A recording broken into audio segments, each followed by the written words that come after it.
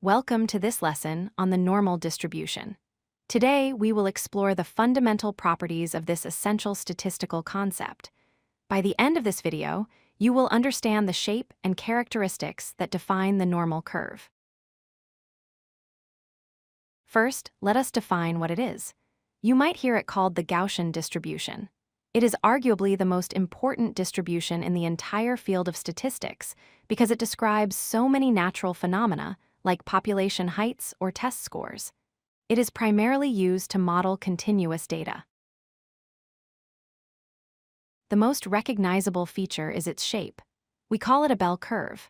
Notice how the data points are highly concentrated in the center, representing the highest frequency. As you move away from the center to the left or right, the frequency gradually decreases, creating this smooth, bell-like slope. A key property is that the distribution is unimodal.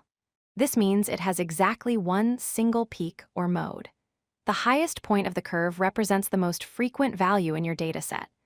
Unlike distributions that might have two peaks, known as bimodal, the normal distribution rises to a distinct maximum and then falls. The normal distribution is perfectly symmetric. If you were to draw a line directly down the center, the left side would be a perfect mirror image of the right side. This implies that exactly 50% of the data values lie to the left of the center, and 50% lie to the right. Because of this perfect symmetry, the measures of central tendency behave in a special way. The mean, the median, and the mode are all exactly equal. They are all located at the very center of the distribution, right at the peak of the curve. Let's look at the ends of the curve, known as the tails.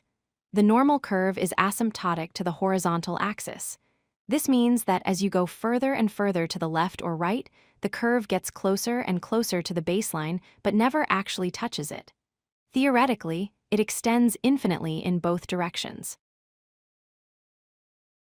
Standard deviation plays a huge role here, described by the empirical rule or the 68, 95, 99.7 rule. Approximately 68% of all data falls within one standard deviation of the mean. 95% falls within two standard deviations, and 99.7% falls within three standard deviations. We see this pattern everywhere in the real world. The heights of adult humans follow a normal distribution. IQ scores are standardized to fit this curve with an average of 100. Even random measurement errors in scientific experiments tend to cluster around the true value in a normal pattern.